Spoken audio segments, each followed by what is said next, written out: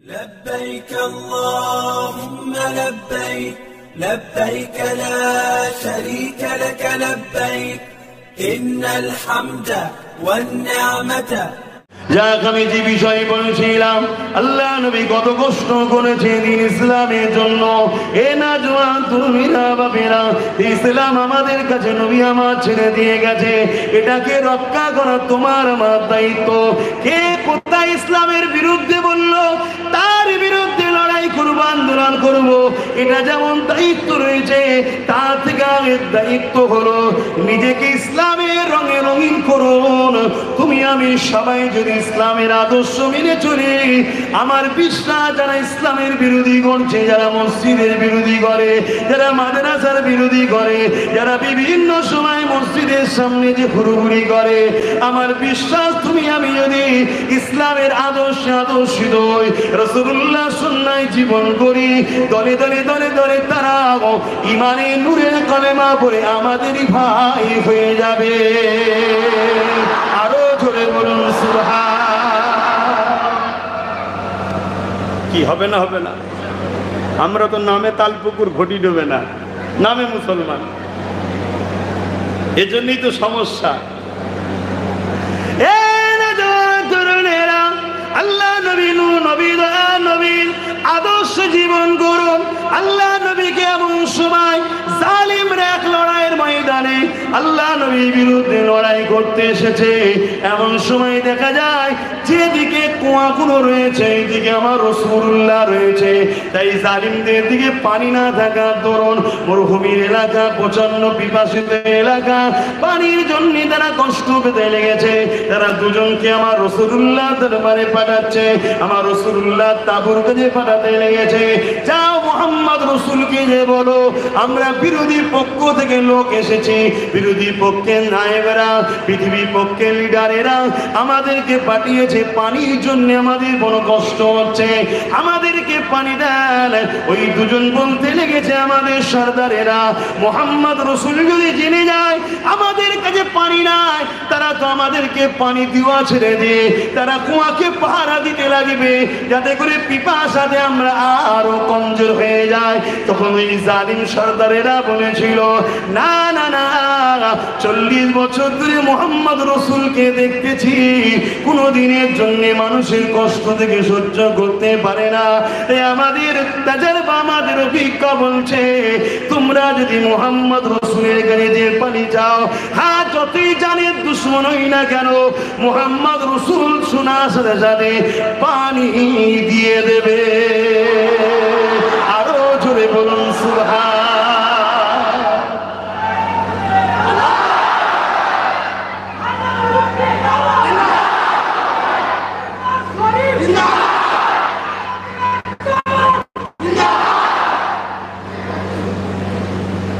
আদর্শ করতে হবে। তাহলে আমার প্রতিবেশী, আমার দেশ বা যে কোনো মানুষ বিপদে পড়লে, পিপাসিত হলে তার সাথে মানবতার ব্যবহার দেখাতে হবে, এটা আদর্শ তো, ঠিক না বেটি? সে হোক হিন্দু ধর্মের, যে কোনো ধর্মের সঙ্গে তার সম্পর্ক থাকবে, ওটা আমার দেখার বিষয় নয়। আমার বিষয় হলো সে অসহায়, তাকে আমি আশ্রয় দেবো, আর দিলের মধ্যে রাখবো আমি আল্লাহর সৃষ্টিকে আশ্রয় দিলাম, আল্লাহ রহমত আমাকে আশ্রয় দেবে। জোরে বলুন সুবহানাল্লাহ। এটাই তো নবীর আদর্শ।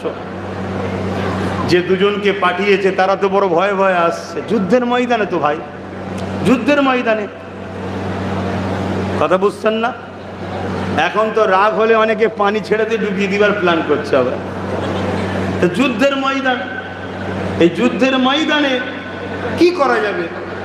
আগিয়া গিয়ে আসছে, ভয়ে ভয়ে আসছে, নিজেদের মধ্যে আলোচনা করছে, হারা আমাদের দুজনকে পাঠাচ্ছে, আমাদের জীবন নিয়ে টান হবে, আমরা তার বিরুদ্ধে লড়াই করতে এসেছি, সে কি আমাদেরকে পানি দেবে মনে হয়? পানি দেবে মনে হয়? অথচ বলছে সে নাকি বড় দয়ালু। দয়ালু তো তাকে মারতে কেন এলো? তাহলে সে যখন এত ভালো হতো মারতে এলো কেন? এই আম সমাজের মধ্যে এটা হয় না, হয় না? কথা বলুন। আজকেও তোমার আমার বিরুদ্ধে যাদেরকে লাগানো হচ্ছে তারাও কিন্তু তোমার আমার সম্বন্ধে ভুল বুঝেই কিন্তু লাগছে, তাদেরকে ভুল বোঝানো হচ্ছে। তোমার আমার আখলাক দ্বারা, ব্যবহার দ্বারা, আদর্শ দ্বারা কর্মকাণ্ড দ্বারা তোমাকে প্রমাণ করতে হবে যে ভাই বন্ধু, তোমাদেরকে যারা ভুল বুঝিয়ে আমাদের সঙ্গে লাগাচ্ছে, মূলত তারা তোমাদেরকে তাদের দোকানের খদ্দের বানিয়ে রাখতে চাইছে, অন্য কিছু নয়। তোমরা তাদের অ্যাসেট, চলে গেলে তোমাদের অসুবিধা আছে, তাই তোমাদেরকে আমাদের সঙ্গে লাগিয়ে দিচ্ছে, যাতে করে মিশে গিয়ে রসুল সম্বন্ধে জেনে না ফেলে, মিশে গিয়ে কোরআন সম্বন্ধে জেনে না ফেলে। রসুল আর কোরআন সম্বন্ধে জেনে গেলেই কি হবে? তাকে কোরআন ও রসুলের প্রেমিক হতেই হবে। জোরে বলুন সুবহানাল্লাহ। আরে সামান্য যদি দুনিয়ায় সামান্য সৌন্দর্যের প্রেম যদি আমরা পড়ে যাই, প্রেমে সামান্য সৌন্দর্য, একটা ফুল, গোলাপ ফুল, গোলাপকে জিজ্ঞেস করো তোমার সুবাস কিসে? গোলাপ বলছে মোহাম্মদ রসুলের পাসিনা আমাতে পড়েছিল, তাই আমি সুবাস হয়েছি। জোরে বলুন সুবহানাল্লাহ। সামান্য একটা খুশবুকে যদি আমরা এত ভালোবাসি, তাহলে কোরআন ও রসুলকে যদি তুমি একবার চাখতে পারো, টেস্ট করতে পারো, জানতে পারো, তাহলে প্রেমে পড়বে না? পড়বে না। তাই কোনোভাবে আমরা যেন এক না হয়ে যায়, এর জন্য বীজখানে লাগিয়ে দাও, ঝগড়া লাগিয়ে দাও। তাই কোনোভাবে আমাদেরকে ঝগড়া করলে হবে না, আমাদেরকে বড় হেকমতের সঙ্গে কাজ করতে হবে। কিছু বুঝতে পারছেন? হেকমতের সঙ্গে কাজ করতে হবে। যদি কাজ করেন, ইনশাল্লাহ আগামী দিন সবটাই আমাদের ছিল আমাদের ফিরে আসবে। জোরে বলুন সুবহানাল্লাহ, আরো জোরে বলুন সুবহানাল্লাহ। তখন আপনার মাহফিল করতে গিয়ে কারো কাছে যে বলতে হবে না দাদা, বলতে হবে না। তখন আপনার কোনো কথা বলতে গিয়ে আওয়াজ জোরে হচ্ছে না হালকা হচ্ছে, ভাবতে লাগবে না। তখন আপনার মনে হবে না আমি বাংলায় আছি না উত্তরপ্রদেশে আছি, এসব তখন টেনশন থাকবে না। কথা মাথায় ঢুকছে না? ঢোকে নেই কেন? সব জায়গায় ইনসাফ করনেওয়ালারা থাকবে, সব জায়গায় ইনসানিয়াতের চর্চা হবে, আর তখন সমস্যা থাকবে না। এর জন্য সব থেকে বড় দায়িত্ব ভূমিকা যুবকদের নিতে হবে। কি?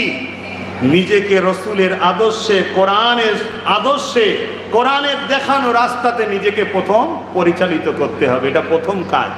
আমরা করতে পারিনি, তাই আজকে সমস্যা। আপনাকে কেউ কাজ দিল, সে অন্য সম্পদের মানুষ, আপনি সামান্য লসের কথা ভেবে কোনোভাবে প্যাকিং করে আর করে ঘষে মেজে তাকে দিয়ে দিলেন। তার মধ্যে মনে হচ্ছে মুসলমান এত চিটিংবাজ, তোমার একটার জন্য পুরো মুসলমানকে সন্দেহ করতে শুরু করলো।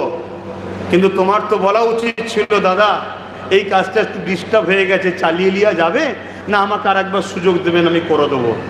হয়তো তোমার একটা বড় অর্ডার লস হতো, কিন্তু তোমার এই কর্মের জন্য সে 10 জায়গায় বলতো না মুসলমানদের মধ্যে ইনসানিয়াত আছে, ইনসাফ আছে, জানিস তোমার জন্য পুরো সবাইকে মানুষ শ্রদ্ধা করত। যাক, আল্লাহ আমাদেরকে হেদায়েত করেন, বোঝার ক্ষমতা দান করে। বলুন আল্লাহুম্মা আমিন। আমি যে কথা বলছিলাম, দরুদ শরীফ আল্লাহুম্মা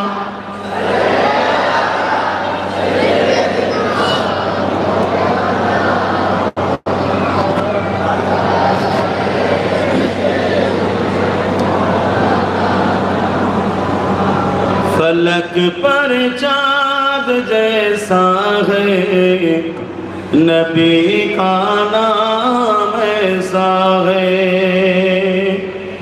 फलक पर चाँद जैसा है नबी का नाम ऐसा है, दिलों से गम मिटाता है मोहम्मद नाम ऐसा है। যখন খুব পেরেশানি পড়ে যাবে, কাজের সমস্যা হোক, পারিবারিক সমস্যা হোক, কোনো পেরেশানে জড়িয়ে যাবে, নিরিবিলিতে বেশি বেশি করে দরুদ পড়বে, তোমার পেরেশানকে আল্লাহ দূর করে দেবে। জোরে বলুন সুবহানাল্লাহ। फलक पर चाँद जैसा है नबी का नाम ऐसा है, दिलों से गम मिटाता है मोहम्मद नाम ऐसा है। ये दिल जब गम का मारा हो याद आता है, ये दिल जब गम का मारा हो मोहम्मद याद आता है, जुदा जब कोई प्यारा हो मोहम्मद याद आता है, जुदा जब कोई प्यारा हो मोहम्मद याद आता है। फलक पर चाँद जैसा है, नबी का नाम ऐसा है, दिलों से गम मिटाता है, मोहम्मद नाम ऐसा है कि उनकी याद की सबनम है मरहम मेरी जख्मों का, कि उनकी याद की सबनम है मरहम मेरी जख्मों का, और उनकी नाम की बरकत दिल तस्कीन पाते हैं, और उनकी नाम की बरकत दिल तस्कीन पाते हैं। फलक पर चाँद जैसा है, नबी का नाम ऐसा है, दिलों से गम मिटाता है, मोहम्मद नाम ऐसा है। किसी का दिल दुखाओ ना सताओ खल्क बारी को, किसी का दिल दुखाओ ना सताओ खल्क बारी को, मेहरबानी का हर रास्ता मदीने को ही जाता है, मेहरबानी का हर रास्ता मदीने को ही जाता है। फलक पर चाँद जैसा है, नबी का नाम ऐसा है, दिलों से गम मिटाता है, मोहम्मद नाम ऐसा है। अल्लाहुम्मा सल्ली अला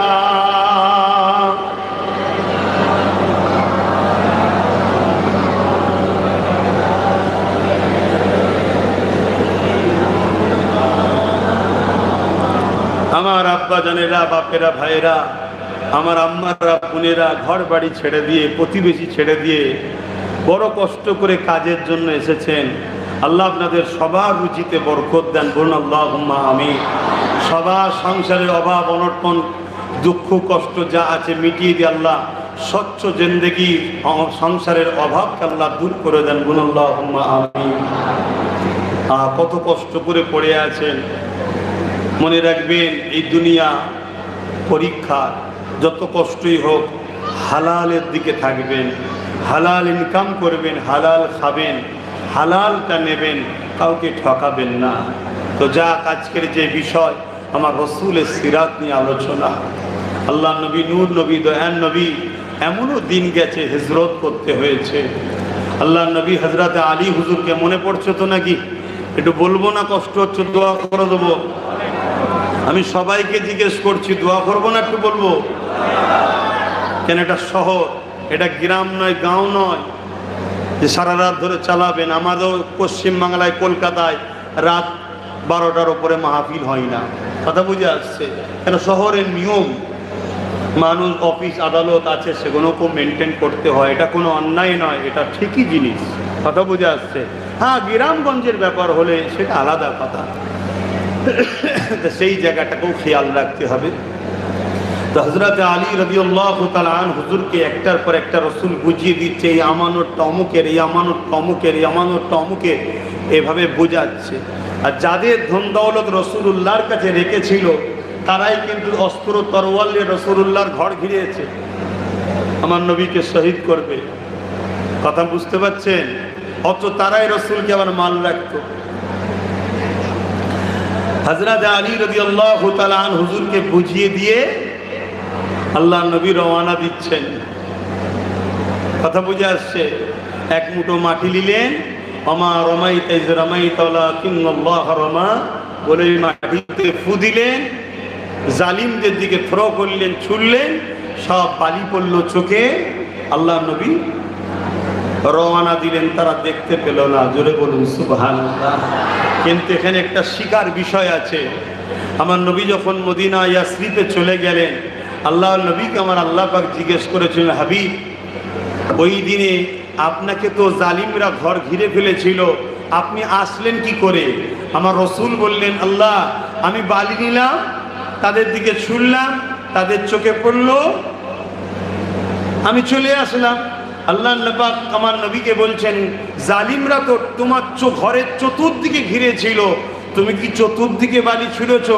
আল্লাহ নবী বললেন, না, একদিকে যেদিকে বাইর হয়েছি সেদিকে ছুঁড়েছি। তো যেদিকে বাইর হয়েছো সেদিকে ছুঁড়েছো, তাদের চোখে লাগবে, তো বাকিদের চোখে বালি পড়লো কি করে? আল্লাহ নবী চুপ হয়ে গেলেন।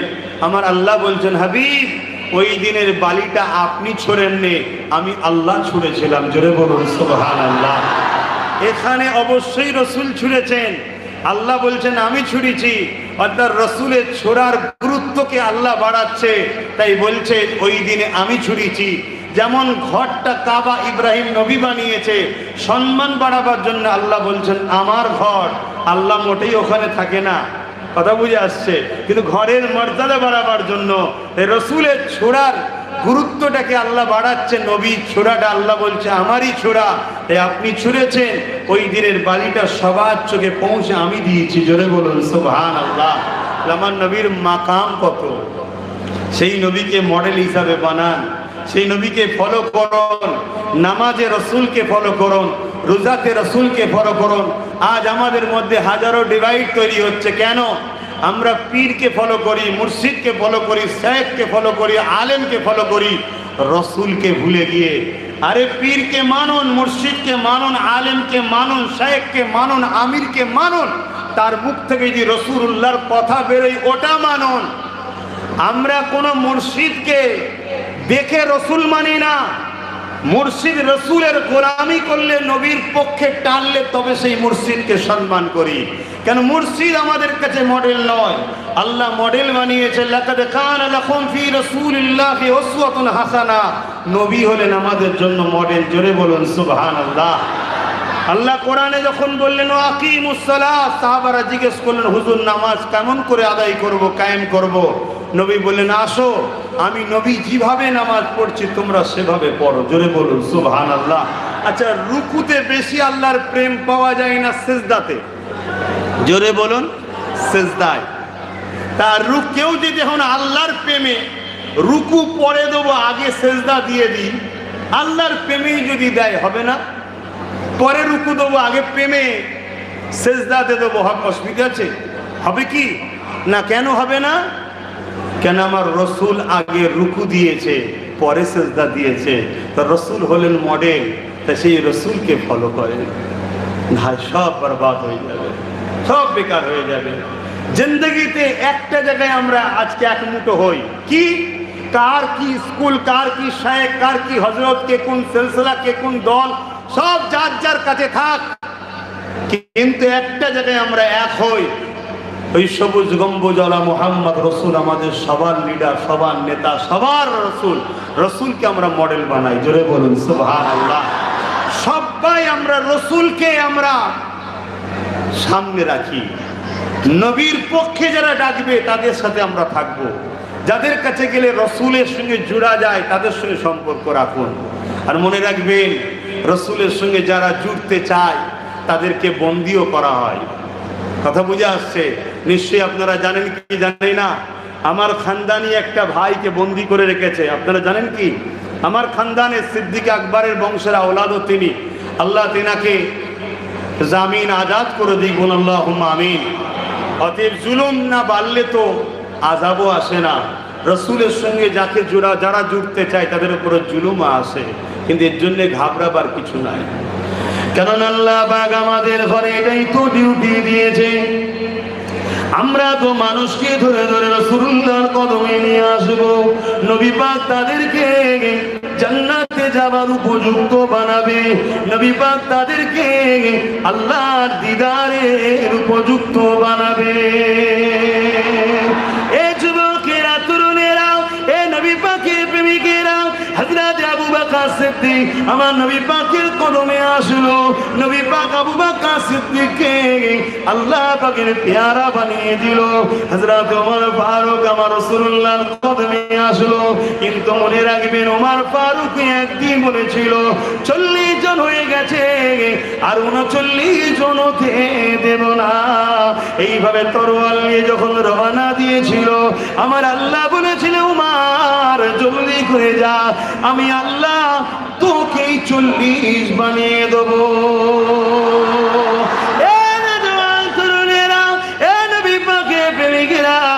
আমার আপনার কাজ হলো রাসূলুল্লাহর কদমে গিয়ে পৌঁছানো। নবী পাকের কদমে যখন আমি আপনি পৌঁছাবো, আল্লাহ নবী তোমাকে আমাকে আমার আল্লাহ জান্নাতে যাবার উপযুক্ত রাস্তা বানিয়ে দেবে।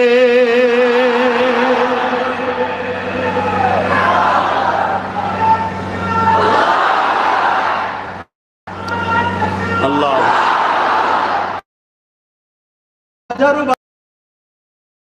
বাধা আসলে, আর তুমি যে প্রেম করো আল্লাহকে, তা বাধা নেবে না, পরীক্ষা নেবে না? নেবে তো পরীক্ষা। পরীক্ষা ছাড়া তো মানুষকে চিনাও যায় না। কখনো কখনো মুসিবত আসাও ভালো, মুসিবতে কে আপন কে পর চেনা যায়। কখনো কখনো দুঃখ জীবনে আসা ভালো, কে আপন কে পর চেনা যায়। আল্লাহ নবী, নূর নবী, দয়ান নবী হযরত আলী হুজুরকে বলে দিয়ে হুজুর তো রওনা দিলেন, মদিনায় চলে গেলেন। সাহাবা হুজুরা মধ্যে থেকে হযরত সিদ্দিক আকবর, তিনি রাসূলুল্লাহ সফর সাথী হলেন। সফর সাথী হলেন মদিনা জমিনে গিয়ে হুজুরকে সাহাবা হুজুররা সব জিজ্ঞেস করছেন, মদিনা আগে থেকে আনসারী সাহাবী ছিলেন, যে কিভাবে আপনি আসলেন। আল্লাহ নবী, নূর নবী সব বললেন যে হযরত আলীকে আমার বিছানার উপরে শুইয়ে আমার চাদর দিয়ে এসেছি, দিয়ে এইভাবে চলে এসেছি। অনেক বড় কথা। সাহাবা হুজুররা নিজেদের মধ্যে আলোচনা করছে, হা আমরা মনে হয় আমাদের ভাই হযরত আলীকে আর পাবো না, কেননা যে বিছানাটায় হযরত আলী হুজুরকে শুইয়ে দিয়ে আসা হয়েছে, ওই বিছানাটা হলো মওতের বিছানা।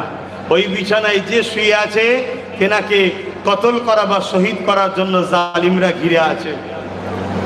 কিন্তু সকাল হলো, আস্তে আস্তে বেলা হতে লেগেছে। হযরত আলী হুজুর আস্তে আস্তে মদিনার জমিনে গিয়ে পৌঁছালো। জোরে বলুন সুবহানাল্লাহ। সাহাবা ভাইরা হযরত আলী হুজুরকে ঘিরে বলছেন, ভাই আমরা শুনলাম আপনি রাসূলুল্লাহর বিছানার উপরে শুয়েছিলেন। হ্যাঁ শুয়েছিলাম। রাসূলুল্লাহ চাদর দিয়ে নিজেকে ঢেকে রেখেছিলেন। হ্যাঁ মুড়ি দিয়ে ঘুমাচ্ছিলাম। আপনার ভাই ঘুম হলো? হযরত আলী হুজুর বলেছিলেন, জ্ঞান হওয়ার পর থেকে এরকম নিশ্চিন্তার ঘুম জীবনে কখনো আলী ঘুমাইনি। জোরে বলুন সুবহানাল্লাহ। সাহাবারা জিজ্ঞাসা করলেন, ভাই কেন? হযরত আলী বললেন, অন্য প্রতিদিনে আমার রাত্রিরে ঘুমাবার সময় চিন্তা করে ঘুমটাতে একটা মত। সকাল হবে আর না চোখ খুলতে পারি, আর না সকাল হলে চোখটা খুলতে পারি, সূর্য উঠবে আর না উঠতে পারে।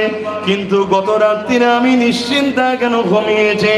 কেননা আল্লাহ নবী বলেছেন, আলী সকালে উঠবেই মালগুলো অমুক অমুকে দিয়ে, তারপরে তুমি মদিনা জমিনে আসবে। আমি আলী বুঝে গেছি আজকে রাত্রিরে আমার মৃত্যু নাই, যদি মৃত্যু আমার আছে অন্য রাত্রিরে আছে। কেননা মদিনায় আসবে রাসূল যখন বলে দিয়েছে, আলীর মদিনা যাওয়া পর্যন্ত মৃত্যু না। রাসূলকে মানা, নবীর উপরে বিশ্বাস কেমন ছিল দেখে।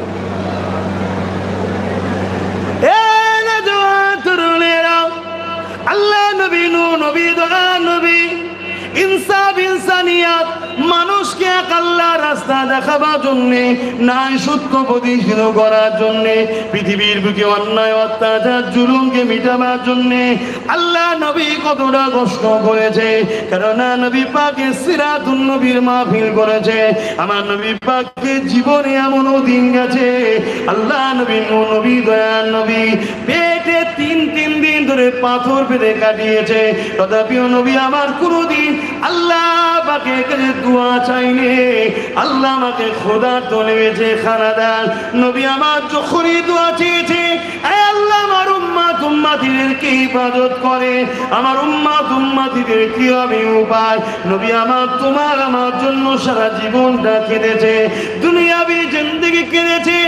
আজও নবী আমার কাঁদছে, রওজা মুবারকে নবী আমার কাঁদতে লেগেছে। কেননা নবী আমার হায়াতুন নবী, এই হায়াতকে বারজাখি হায়াত বলা হয়।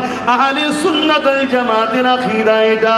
এই যুবকেরা শুনে রেখে দাও, নিশ্চয়ই আপনারা জানেন দেওবন্দ বলে একটা মাদ্রাসা আছে, যে মাদ্রাসা মাওলানা কাসেম নানতুবি সাহেব তৈরি করেছে। তিনি তিনার কিতাবের মধ্যে লিখছে, আমার নবীর বিবিদের বিবাহ করা এই জন্যই হারাম। কেননা নবী তো রূহ মুবারকটা শরীর থেকে বেরিয়ে গেলে তখনই তো স্ত্রী তালাক হয়ে যায়। নবী পাকের রূহ মুবারকটা কলবে আতারের মধ্যে লুকিয়ে গিয়েছিল। এক মুহূর্তের জন্য মৃত্যু নবীর সঙ্গে আলিঙ্গন করেছিল। এই নবী আমার হায়াতুন নবী, জিন্দা মানুষের বিবিকে কখনো বিবাহ করা যায় না। এই নবীদের বিবিরা এই জন্য বিবাহ করা হারাম। এর পাশাপাশি আল্লাহর কোরআন জানাচ্ছে, প্রতিটা মুমিন মুমিনা নরনারীদের জন্য আমার রাসূলুল্লাহর স্ত্রীরা হলো আমাদের জন্য আম্মা জান। কেমন আম্মা জান? নিজের আম্মা সম্বন্ধে খারাপ ধারণা হলে গুনাহ কাবীরা হবে। রাসূলুল্লাহর স্ত্রীদের সম্বন্ধে খারাপ ধারণা হলে কাফের হয়ে যাবে। কেননা রাসূলুল্লাহর স্ত্রী হওয়ার জন্য তিনাদের মর্যাদা পৃথিবীর সমস্ত নারীদের থেকেও শ্রেষ্ঠ হয়ে গেছে। সেই নবী আমার রওজা মুবারকে আজও তোমার আমার জন্য কাঁদছে। সেই নবীর দিনকে মজবুত করে ধরো, সেই নবীর দিনের ঝান্ডাকে মজবুত করে ধরো। নবী পাক তোমার আমার কাছে যেগুলো রেখেছে সেই কোরআনকে মজবুত করে ধরো, রাসূলুল্লাহ সুন্নাহকে মজবুত করে ধরো, রাসূলের আহাল পরিবারদেরকে ভালোবাসো, মজবুত করে ধরো। কেননা নবী আমার তোমার আমার কাছে এগুলো রেখে গেছে। নবী আজও কাঁদছে, সারা জীবনটা দুনিয়াবি জিন্দেগিতে কেঁদেছে। কাল ময়দানে মাশরে আমার নবীকে যখন ওঠানো হবে, ওই জায়গাতে সমস্ত নবীরা নফসি নফসি করবে। ওই জায়গাতে আমার নবী তোমার আমার জন্য সেখানেও কাঁদতে থাকবে। আরো জোরে বলুন সুবহান। আকীদা এগুলো বাপ ভাইদেরকে বলবো, এসেছেন কাজ শিখতে না দিন শিখতে? এনে কি করতে এসছেন? আজকে জলসা দিচ্ছেন একটা ঠিক আছে, কিন্তু আপনারা এসেছেন ঘর ছেড়ে বাংলা থেকে কি করতে? কাজ শিখতে বা কাজ করতে। আকীদাটা ঠিক রাখবেন। আমার নবী হায়াতুন নবী, জোরে বলুন আমার নবী। আরো জোরে বলবেন না? আরো খুশি বলুন হায়াতুন নবী। এই হায়াতকে বারজাকি হায়াত বলা হয়। আমার নবী সশরীরে রওজা মুবারকে আজও জিন্দা এবং আমাদের জন্য কাঁদছেন। জোরে বলুন সুবহানাল্লাহ। একটা তারিখ বলে যাচ্ছি, ইতিহাস বলে যাচ্ছি। হতভাগা শয়তান এজিদ, জাহান্নামের কুকুর, যখন বলেছিল মদিনার জন্য সৈন্য পাঠিয়েছিল, 3 দিন হালাল করে দিলাম। কেননা ইমাম হোসেন হুজুর যখন শহীদ হয়ে গেলে খবর যখন পেল, মদিনার মানুষরাও এজিদের বিরোধী করেছিল, যার এজিদকে মানা যাবে না। শুনছেন তো? এত চতুর্দিকে আওয়াজ হচ্ছে, আমার আলোচনা করতে খুবই অসুবিধা হচ্ছে।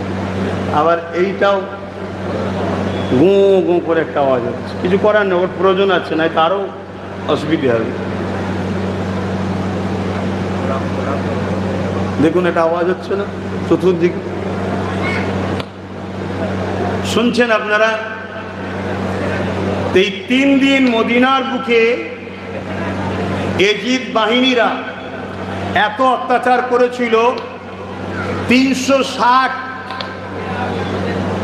বা তারও অধিক সাহাবা যুদ্ধ করে এজিদ বাহিনীরা কতল করেছিল। বলুন নাউজুবিল্লাহ। মদিনার উপরে তাণ্ডব চালিয়েছিল। মদিনা নববী শরীফে মসজিদে নববীর আজানকে বন্ধ করে দিয়েছিল। ইতিহাসটা শুনুন। আপনারা আমাকে কখনো নিয়ে আসবেন কি না আসবেন পরের কথা, আমার ডিউটি আপনাদেরকে জানানো, এসেছি যখন। আর আপনারাও আমাকে নিয়ে আসেন না, আমাকে আমার আল্লাহ নিয়ে এসছে। এটা ঠিক না বেটি? হ্যাঁ, এটা আল্লাহ নিয়ে এসছে। কেন কোনো এমন একটা জায়গায় যাইনি যেখানে আমি আসলে বাধা নেই, এমন কোনো জায়গা দেখিনি আমার লাইফে। কথা বুঝে আসছে? আমি যেখানে গেছি সেখানেই বাধা। ওহো, আর যত বাধা হয় তত নিজেকে মনে হয় আমি ঠিক আছি। যত বাধা হয় নিজেকে মনে হয় যে আলহামদুলিল্লাহ ঠিক আছি। কেন বাধা? এটা কমন ব্যাপার, হকের ওপরই বাধা আসে। কথা বুঝে আসছে? অন্যায় ওপরে বাধা আসে না, হকের ওপরেই বাধা আসে। তা হযরতে ইমামে হোসাইন হুজুরকে শহীদ করে দেওয়ার দরুন এই খবর যখন পেল, মদিনার বাসীরা যখন বিদ্রোহ করলো যে এজিদকে মানব না, এত বড় বদমাইশ নবীর নওয়াসার বিরুদ্ধে লড়াই করেছে, তো হতভাগা বদমাইশ এজিদ মদিনার উপরে সৈন্য পাঠিয়ে দিয়ে হামলা করেছিল। 3 দিন মসজিদে নববীর আযান বন্ধ ছিল, একামত বন্ধ ছিল, নামাজ বন্ধ ছিল। আমি যে বিষয়টাকে বলতে গিয়ে জায়গায় আসলাম সেটা হলো এটাই, নবী হায়াতুন। তো ওই যখন হামলা হয়, মসজিদে নববীর মধ্যে একজন সাহাবী হুজুর লুকিয়েছিলেন, নামাজ পড়ছিলেন। উনি বেরোবার আগে ঘিরে ফেলেছে, তাই কি করবে? আম্মাজান আয়েশা হুজুরের ঘর, যেটা সোনালী জালিতে যেটা ঘেরা, ওটা অ্যাকচুয়ালি আম্মাজান আয়েশা হুজুরের ঘর। আল্লাহ নবী আম্মাজান আয়েশা হুজুরের সংসার ছিল এই ঘরটাই। তো ওই ঘরের ভেতরে গিয়ে রসুলের রওজা আকদাসের কুব্বার পাশে একদম পুরো নিজের জানকে বাঁচাবার জন্য এই সাহাবী লুকিয়ে রইলেন। 3 দিন পরে যখন পুরো মদিনার মানুষেরা এজিদ বাহিনীকে সরিয়ে দেয়, মসজিদের নববীর ইজ্জত আবরুকে রক্ষা করে, তখন এই সাহাবী বাহির হয়ে বলছেন আশ্চর্যের বিষয়, মসজিদে নববীর 3 দিন আযান বন্ধ ছিল, একামত বন্ধ ছিল, নামাজ বন্ধ ছিল, কিন্তু আমি অবাক হয়ে গেলাম টাইমে টাইমে টাইমে রাসূল পাক সাল্লাল্লাহু আলাইহি সাল্লামের রওজার ভেতর থেকে আযান, একামত, কিরাত, নামাজ জামাত সহ হতো। জোরে বলুন সুবহানাল্লাহ। আরো জোরে বলুন, আরো আওয়াজে বলুন লব্বাইক ইয়া রাসূলুল্লাহ, লব্বাইক ইয়া রাসূলুল্লাহ। হাত তুলে বলুন লব্বাইক, লব্বাইক, লব্বাইক, লব্বাইক, লব্বাইক। নারায়ে তাকবীর। দুনিয়া আমাদেরকে মিটাতে মিটাতে মিটাতে মিটাতে তারা মিটে গেছে আলহামদুলিল্লাহ। আজও এমন কোন শহর নেই, সিটি নাই যেখানে রাসূলুল্লাহ চাহনেওয়ালা নাই। জোরে বলুন সুবহানাল্লাহ। আজও এমন কোন গলি নাই, শহর নাই, রাষ্ট্র নাই যেখানে আল্লাহকে মাননেওয়ালা, রুকু সেজদা ওয়ালা মানুষ নাই। জোরে বলুন সুবহানাল্লাহ। আমরা ইতিহাস পড়েছি, চিঙ্গিস খানের কথা শুনেছি, হালাকু খানের কথা শুনেছি, অনেক কিছু শুনেছি, পড়েছি। এজিদের কথাও শুনেছি। এজিদ রাগে গিয়ে ওখান থেকে তাড়া খেয়ে মক্কায় গেল। মক্কার লোক যখন শুনলো যে মদিনার উপরে এজিদ হামলা করেছে, মক্কার লোকেরা বিদ্রুপ শুরু করলো। এজিদ মক্কায় গেল, বাহিনী দিয়ে মক্কায় পাঠালো। মক্কার কাবা আল্লাহর ঘরের গিলাফে গিয়ে আগুন পর্যন্ত ধরিয়েছিল এজিদ বাহিনী। যখনই আগুন ওখানে ধরলো, এদিকে মক্কার মানুষেরা শক্ত হাতে তাদেরকে হটিয়ে দিয়ে কাবার গিলাফের আগুনকে বুঝিয়ে দিয়ে কাবার ইজ্জত আবরুকে রক্ষা করলো। ওদিকে আগুন বন্ধ হলো, এজিদের ভেতরে কিন্তু আগুন জ্বলে উঠলো। এই বিষয়টা আমি একটু বলছি, হ্যাঁ আলোচনা অন্য বিষয়ে, কিন্তু অন্য বিষয় হলো রসুলকে নিয়েই তো সব, কোনোটা তো রসুলের বাইরে নয়। বাইরে নাকি?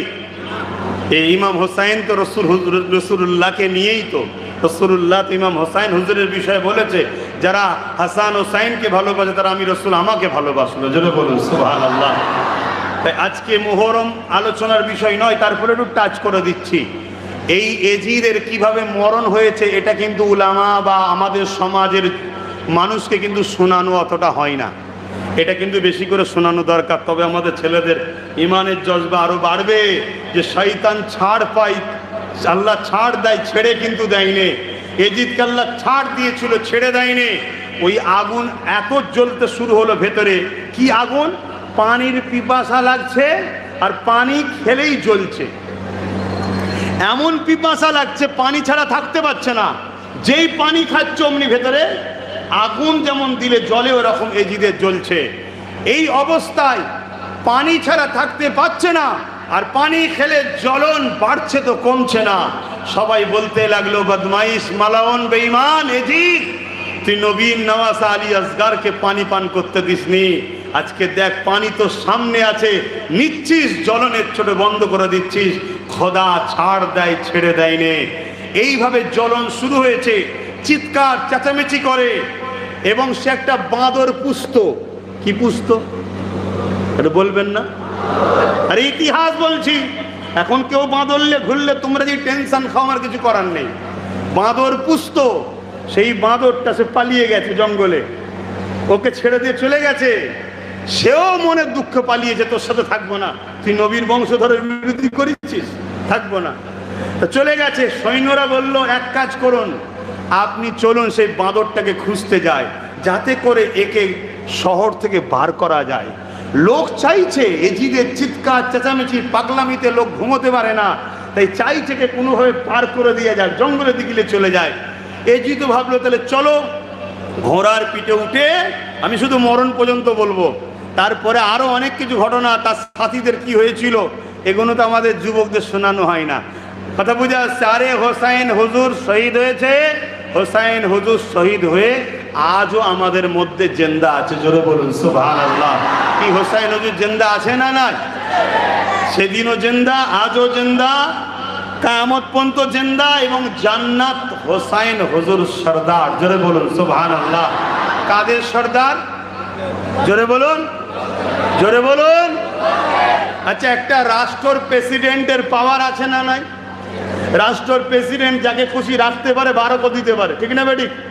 ওই প্রেসিডেন্টের পদটাই যখন বসে যায়, তাকে পাওয়ার দেওয়া হয়েছে, তাই তো সে যাকে খুশি রাখতে পারে, বারকও দিতে পারে, তাই তো নাকি? একটু বুঝবেন ভাই, একটু আওয়াজ দেবেন। একটা রাষ্ট্রের বা দেশের প্রেসিডেন্টের পাওয়ার আছে, যখন সে ওই পাওয়ারে বসে যায়, তার ক্ষমতা এতটাই প্রয়োগ করা দেওয়া হয়, সে যাকে খুশি রাখতে পারে, বারো, জোরে বলেন, করে দিতে পারেন। হ্যাঁ, অন্যায় করলে তাকে খিসারত দিতে হবে, এটা আলাদা কথা, কিন্তু ক্ষমতা আছে না নাই? হ্যাঁ। তাহলে দুনিয়ায় যদি একটা রাষ্ট্রপ্রধানের এত পাওয়ার হয়, যাকে খুশি রাখতে পারে, যাকে খুশি বার করে দিতে পারে, তাহলে আমার আল্লাহ ইমামে হাসান হোসাইনকে জান্নাতের রাষ্ট্রপ্রধান বানিয়েছে। তিনি যাকে খুশি জান্নাতে ঢুকতে দেবে, যাকে খুশি বার করে দেবে। জোরে বলুন সুবহানাল্লাহ, আরো জোরে বলুন সুবহানাল্লাহ, আরো জোরে বলুন সুবহানাল্লাহ। অতএব সেই হোসাইন হুজুরকে নিয়ে আমরা বাঁচতে চাই, ঠিক না বেটি? জোরে বলুন, ঠিক না বেটি? হোসাইন হুজুর শহীদ হয়েও জিন্দা। আর এজিদ যখন জঙ্গলে গেল, ওই ঘোড়ার পিঠে করে যখন চেপে যাচ্ছে, আর যেতে যেতে ঘোড়ার পা স্লিপ করে কোনো রকম ভাবে, যেটার উপরে পা ছিল পার আগে, ওই একটা পা ফসকে আর একটা পায়েতে, ঘোড়া তো লাফাচ্ছে, তাকে ফেলে দিতে চাইছে, কেন এই অপদার্থ বস্তু আমার পিঠে বসেছে। এই লাফানোর চোটে সে কোনো রকম ভাবে যখন পড়ে যাচ্ছিল, একটা পা ওই পায়েতে জড়িয়ে যায়, জমিনে পড়ে মাথাটা লাগে এক পাথরে। ঘোড়া কিন্তু থামে না, ওই অবস্থায় ছুটতে থাকে, কখনো এ পাথরে, কখনো এই গাছে, কখনো ওই পাথরে। এইভাবে তাকে ছিসড়াতে ঘিসড়াতে লাগতে লাগতে লাগতে, থেতলাতে থেতলাতে, কখনো ছিটকে কিছুটা মগজ এখানে, কিছুটা চামড়া এখানে, কিছুটা অংশ এখানে, এভাবে ছিঁড়তে ছিঁড়তে ছিঁড়তে ছিঁড়তে বেউজ্জুতি হতে হতে হতে হতে জাহান্নামের কুকুর জাহান্নামে গেছে, শুধুমাত্র লোভ লালসার জন্য আহলে বায়াতের বিরোধী করেছে। তাই মনে রাখবেন, তাদেরকে ভালোবাসবেন, প্যার করবেন, তাদেরকে সম্মান করবেন, কেন তারা রাসূলের ভালোবাসা। জোরে বলুন সুবহানাল্লাহ। তো যাক, আমি একটা বিষয় বুঝাতে গিয়ে কথা বললাম, আমার আজকে ওটা বলার বিষয় নয়। তো যাই হোক, আমার রাসূল পাক সাল্লাল্লাহু আলাইহি সাল্লাম পুরো জীবনটা তিনি আমাদের জন্য কেঁদেছেন, আজও কাঁদছে। এমনকি বিছানায় যেদিন দুনিয়া থেকে চলে যাবেন, হযরত আজরাইল আলাইহিস সালাম এসেছেন আমার নবী পাক সাল্লাল্লাহু আলাইহি সাল্লামের রূহ মুবারক কবজ করতে। কথা বুঝে আসছে, এসেছেন হযরতে জিবরাইল আজরাইল আলাইহিস সালাম রাসূল পাক সাল্লাল্লাহু আলাইহি সাল্লামের সিনা মুবারকে যেই হাত দিয়েছে, আল্লাহ নবী বলে উঠলেন, আজরাইল, তোমার মনে কি কোনো দয়া নাই? তুমি পাহাড়কে আমার বুকের উপরে চাপিয়েছ। হযরত আজরাইল হুজুর বলেন, ইয়া রাসূলুল্লাহ, আজ পর্যন্ত এত আহসানে, এত আদবে, এত নরম ভাবে আমি কারো জান কবজ করিনি। আল্লাহ নবী যখন এই কথাটা শুনল, নবী আমার কেঁদে উঠলেন আর বললেন, আজরাইল, কি কথা তুমি আমাকে শোনালে? এ আজরাইল, এত কষ্ট যেন মনে হচ্ছে আমার বুকের উপরে পাহাড় চাপিয়ে দেওয়া হয়েছে। এটাকে তুমি বলছো বড় আসান, বড় নরম ভাবে। এ আজরাইল, তাহলে আমার দুর্বল কমজোর উম্মতিদের কি হবে উপায়? এ নজওয়ানেরা, আল্লাহ নবী সব জায়গায় তোমাকে আমাকে স্মরণ রেখেছে।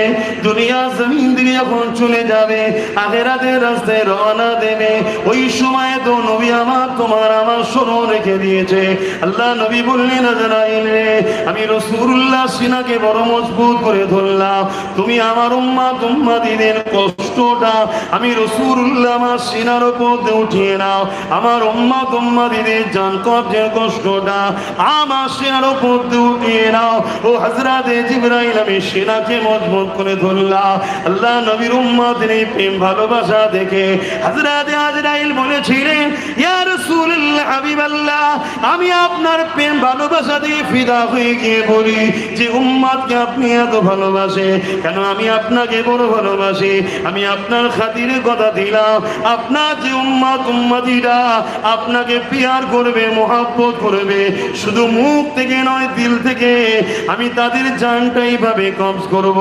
যেমন কিনা মা যখন বাচ্চাকে স্তন পান করায়, ওই বাচ্চা ঘুমিয়ে পড়ে, মা স্তনকে মুখ থেকে বার করে না, বাচ্চা বুঝতে পারে না, আমি ওইভাবে আপনার উম্মতের জান কবজ করে নেব।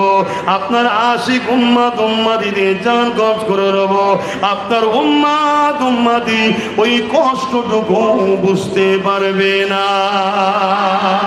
আরো জোরে বলুন সুবহান। এ নওজওয়ানেরা, কাল আল্লাহ যদি জান্নাতি দিবাকে জান্নাতে দেবে, এইরকম একটা মওতের নমুনা বলে যায়। জান্নাতীরা যখন জান্নাতে চলে যাবে, আমার আল্লাহ ৭০,০০০ নূরের পর্দাকে সরিয়ে দিয়ে জান্নাতীদেরকে সালাম দেবে। তুমি আমি কি চাই না ওই জান্নাতে থাকবো? আল্লাহ ৭০,০০০ নূরের পর্দাকে সরিয়ে দিয়ে তোমাকে আমাকে সালাম দেবে। ওটা যদি পেতে চাও, দুনিয়া জমিনে ত্যাগ করতে শেখো, দুনিয়া জমিনে কষ্ট সহ্য করতে শেখো, দুনিয়ার জিন্দেগিটা আমার রাসূলুল্লাহ সুন্নাতের অনুযায়ী চালাবার চেষ্টা করো, তাহলে তোমার ঠিকানা জান্নাত হয়ে যাবে।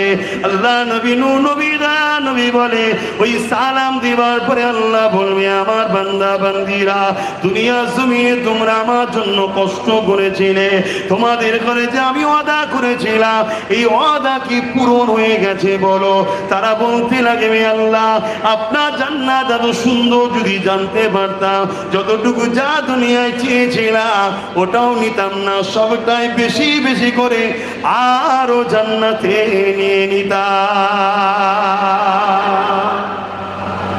ভাষাই তো বুঝানো সব জিনিস যায় না, জান্নাত এত সুন্দর। তরুণেরা, আল্লাহ বলে, তাহলে কি তোমাদের মধ্যে কেউ আছো ওই দুনিয়ার জমিনে কি আর যেতে চাও জান্নাত ছেড়ে দিয়ে?